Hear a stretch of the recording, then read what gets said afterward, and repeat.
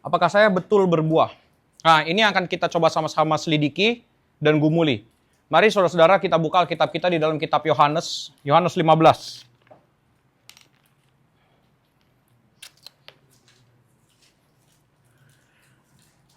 Yohanes 15 ayat yang pertama sampai ayat yang ke-6 saja. Sekali lagi ayat pertama sampai ayat yang ke-6. Sudah dapat semuanya? Yang di online sudah dapat? Harusnya sudah ya. Mari kita buka. Saya akan bacakan untuk kita semua ayat pertama sampai ayat yang ke-6. Akulah pokok anggur yang benar, dan Bapakkulah pengusahanya. Setiap ranting padaku yang tidak berbuah, dipotongnya, dan setiap ranting yang berbuah, dibersihkannya, supaya ia lebih banyak berbuah. Kamu memang sudah bersih karena firman yang telah kukatakan kepadamu. Tinggallah di dalam aku dan aku di dalam kamu. Sama seperti ranting tidak dapat berbuah dari dirinya sendiri, kalau ia tidak tinggal pada pokok anggur, demikian juga kamu tidak berbuah jikalau kamu tidak tinggal di dalam aku. Akulah pokok anggur dan kamulah ranting-rantingnya. Barang siapa tinggal di dalam aku dan aku di dalam dia, ia berbuah banyak. Sebab di luar aku, kamu tidak dapat berbuat apa-apa. Barang siapa tidak tinggal di dalam aku, ia dibuang keluar seperti ranting dan menjadi kering, kemudian dikumpulkan orang dan dicampakkan ke dalam api lalu dibakar. Nah, ini yang menjadi bahasan kita pada hari ini. Tapi sebelum kita melihat bagian ini, kita coba sama-sama buka lagi Alkitab kita di dalam Matius 7 ayat 17 sampai 20. Matius 7 ayat 17 sampai ayat yang ke-20.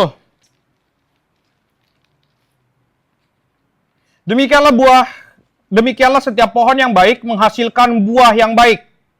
Sedang pohon yang tidak baik menghasilkan buah yang tidak baik. Tidak mungkin pohon yang baik itu menghasilkan buah yang tidak baik, atau pohon yang tidak baik itu menghasilkan buah yang baik. Dan setiap pohon yang tidak menghasilkan buah yang baik, pasti ditebang dan dibuang ke dalam api. Jadi, dari buahnya lah kamu akan mengenal mereka. Jadi di dalam bagian ini, di Alkitab, ada dua hal yang kita harus ngerti tentang berbuah. Ada yang seperti Yohanes 15, ada yang seperti Matius 7. Dua ini berbeda. Karena apa? Yohanes 15 itu menekankan Yesus pokoknya, kita adalah rantingnya. Ada ranting yang berbuah, ada yang ranting yang tidak berbuah. Tapi kalau di dalam Matius 7, ada pohon yang baik, ada pohon yang tidak baik. Pohon yang baik, buahnya baik. Pohon yang tidak baik, buahnya tidak baik. Tidak mungkin pohon yang baik menghasilkan buah tidak baik. Tidak mungkin pohon yang tidak baik menghasilkan buah yang baik. Jadi ada perbedaannya. Perbedaannya di dalam Yohanes ini lebih menekankan kepada relasi dengan Kristus. Jadi siapa yang berelasi dengan Kristus, ia akan berbuah. Tapi relasi yang sejati. Sekali lagi, Yohanes 15 akan menekankan kepada relasi yang sejati. Tapi Matius akan menekankan kepada perorangan masing-masing.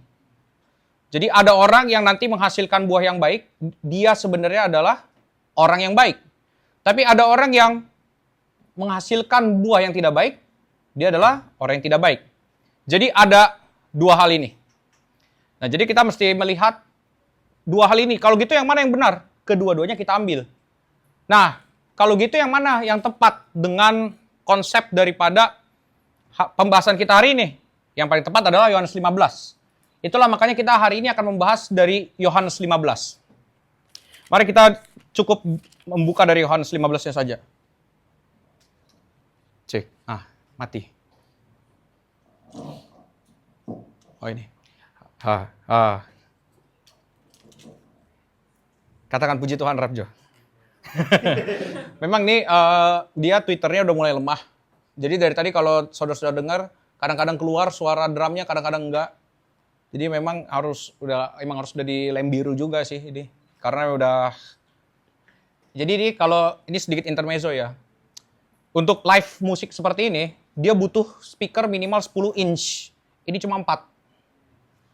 Nah, makanya 4 inch dengan seberat ini lama-lama jebol juga gitu.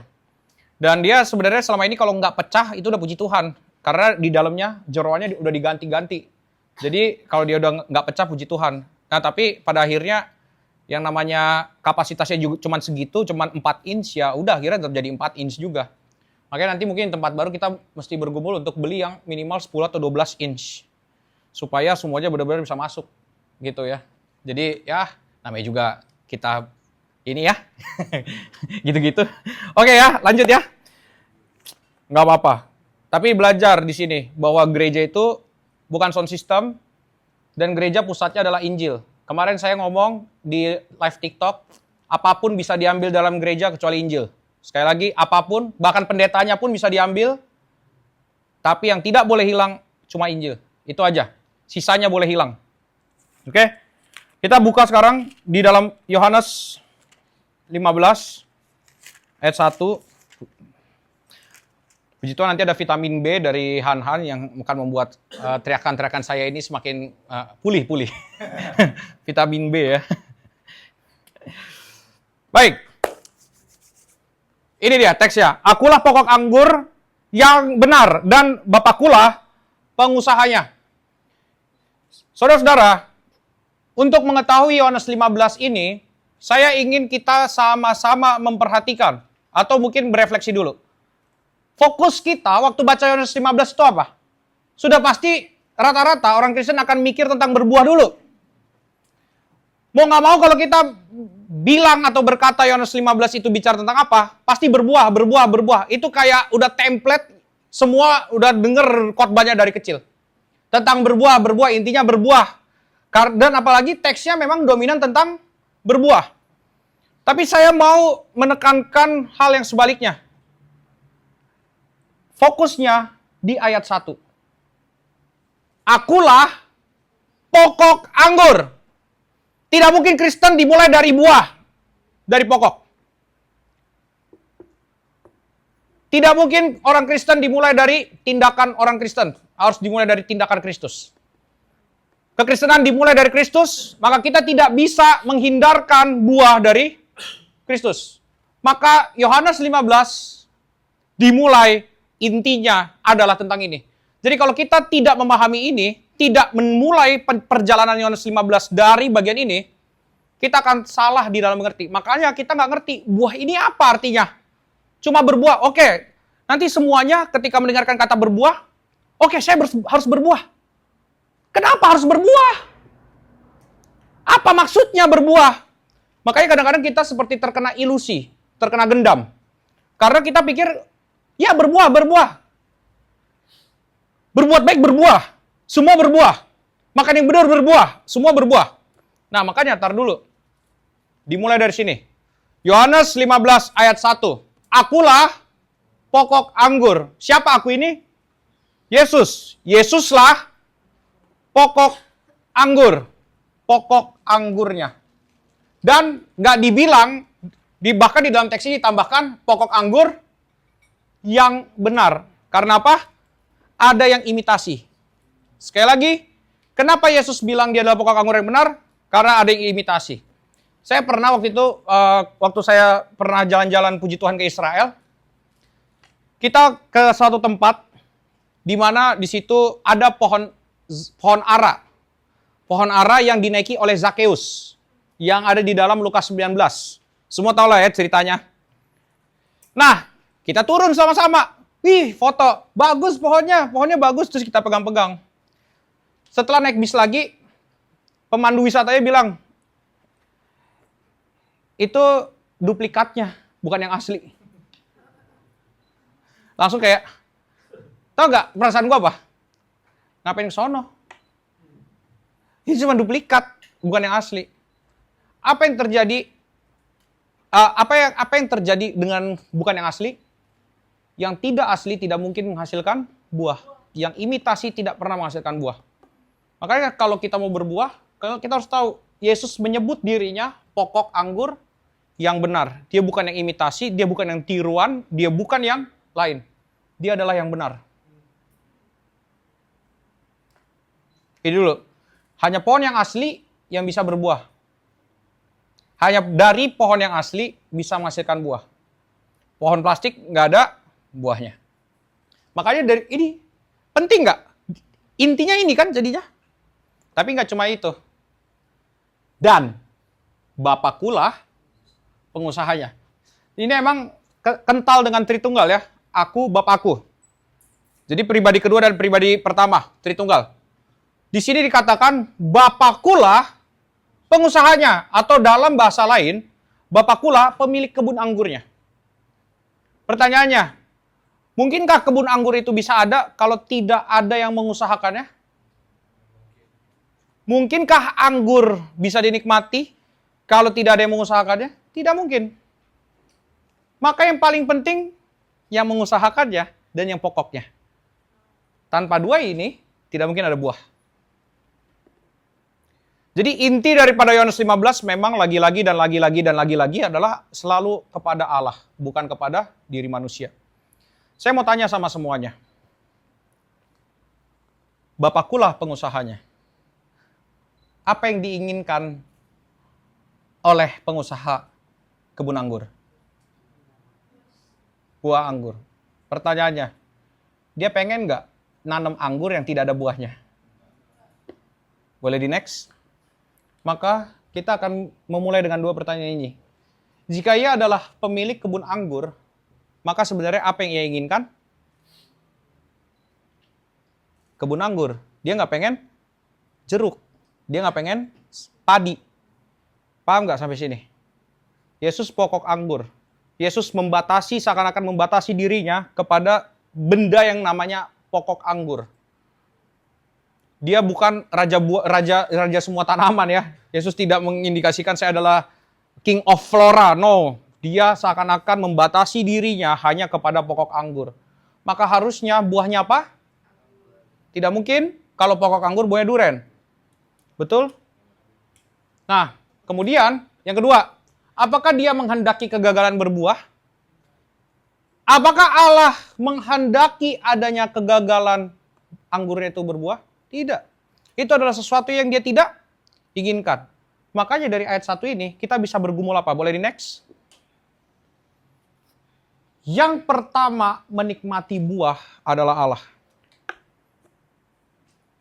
Yang pertama harus menikmati buah adalah siapa pengusahanya. Yang pertama menikmati buah itu siapa yang menanamnya. Maka kalau di sini dikatakan kita adalah rantingnya, maka yang pertama harus menikmati anggur itu siapa? Yang pertama-tama harus menikmati pekerjaan kita siapa? Allah. Bukan sebelah kanan kirimu. Allah dulu. Tapi nanti memang dikaitkan mengasihi Allah, mengasihi manusia. Nanti ada seperti itu. Tapi kita harus ingat, di dalam teks ini dulu, dikaitkan pertama-tama Allah. Kalau begitu, sekarang saya mau tanya. Kalau Allah menanam anggur, apakah yang dia ingin panen apa? Anggur. Sekali lagi, yang ia ingin panen apa? Tapi kenapa orang Kristen kebanyakan malah jeruk? Kenapa malah jeruk? Itu udah dia terkena apa sih namanya? Dicangkok dia kayaknya. Jeruk. Aduh, sawit lagi. Sawit gak ada buahnya dong. Ada ya. Ada ya, buah kelapa sawit ya. Nah, saudara-saudara, tapi tentu nanti kita akan lihat, ternyata anggur itu hasilnya nanti, ranting anggur itu hasilnya ada 2. Nanti kita lihat apa. Jadi ini bukan bicara tentang jeruk ya. Nah, tapi saudara-saudara, saya ingin kita coba sama-sama merenungkan dulu bagian ini. Kalau Allah adalah yang mau menikmati buah dari kita, coba, saya yakin kita sudah berapa lama jadi orang Kristen, Anda sudah berkorban segitu banyak untuk Tuhan. Menurut bahasa Anda, menurut pemikiran Anda. Anda sudah mengorbankan uang, Anda sudah mengorbankan tenaga, Anda sudah mengorbankan perasaan, Anda sudah mengorbankan waktu, Anda sudah mengorbankan bahkan relasi apapun demi Tuhan. Pertanyaannya, apakah sesuatu yang kita peruntukkan untuk Tuhan itu, semuanya, kadang-kadang kalau kita melakukan semuanya kan, untuk Tuhan, ini untuk Tuhan. Apakah sesuatu yang kita peruntukkan untuk Tuhan ini adalah buah yang diinginkan oleh Allah dan yang bisa dinikmati oleh Dia? Apakah waktu yang kita bilang ini untuk Tuhan, itu buah yang Allah inginkan? Dan itu yang bisa dinikmati oleh Dia? Apakah uang yang kau korbankan untuk Tuhan, itu adalah buah yang bisa dinikmati Tuhan dan itu yang dia inginkan?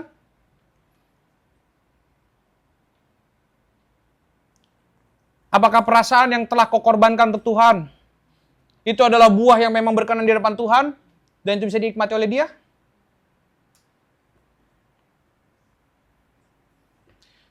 Kalau ngomongin hamba Tuhan atau ngomongin gereja, pasti isinya ceritanya adalah hamba-hamba Tuhan yang sedih karena dia harus mengorbankan segala sesuatunya untuk Tuhan.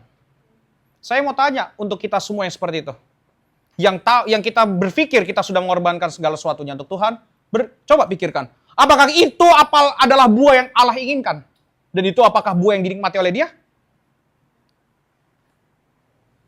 Ini yang harus kita pikirkan. Dan buat yang belum melakukan apa-apa, apakah Anda sudah berbuah? Nah ini. Jadi sebenarnya saudara-saudara, ada satu hal yang harus kita sama-sama ngerti. Apa? Waktu Allah menciptakan manusia, Allah menuntut manusia berbuah. Sekali lagi, Allah menuntut. Artinya manusia wajib berbuah. Sering ada di dalam gereja-gereja atau di dalam khotbah-khotbah sering ada orang-orang yang mengatakan, tenang, Allah bukan Allah yang melihat kepada hasil. Allah adalah Allah yang melihat proses. No. Allah menuntut buah, ya betul? Kalau gitu Allah menuntut hasil.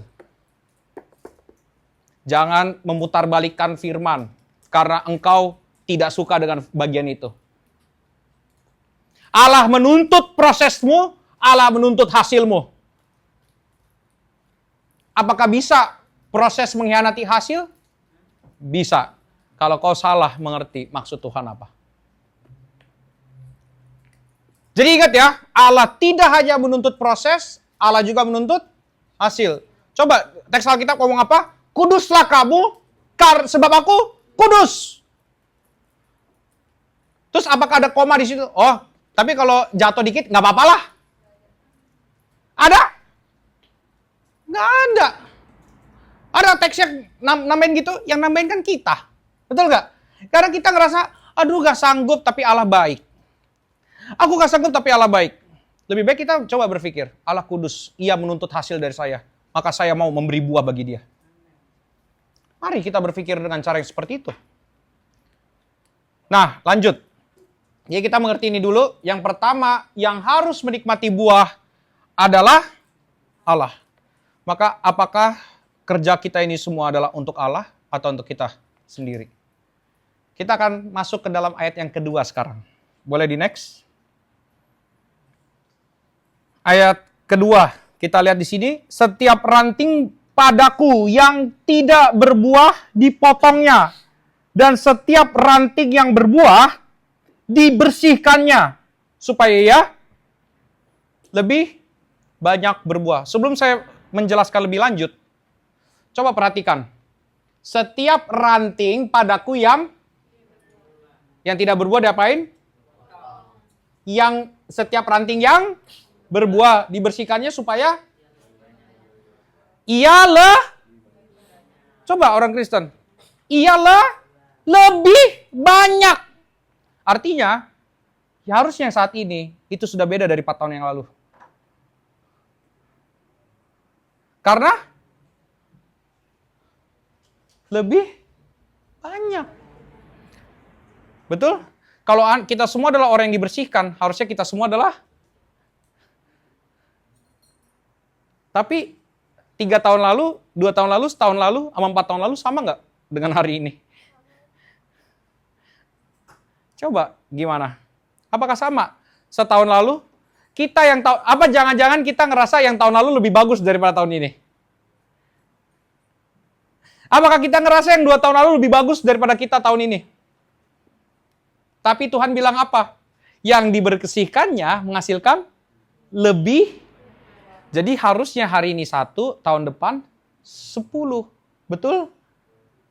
Lebih banyak kan? Iya dong. Ini jadi perenungan kita nggak hal ini? Kalau tahun ini 1, tahun depan 1, tahun depannya 1. Lebih banyak nggak? Enggak, sama. Karena apa? Tahun ini satu, tahun depan satu, tahun depannya satu, tahun depannya satu. Itu kalau pakai rumus pertambahan, itu dari satu ke satu ke satu ke satu, itu pertambahannya 0. Tapi Tuhan bilang di sini, Yesus bilang di sini, lebih banyak.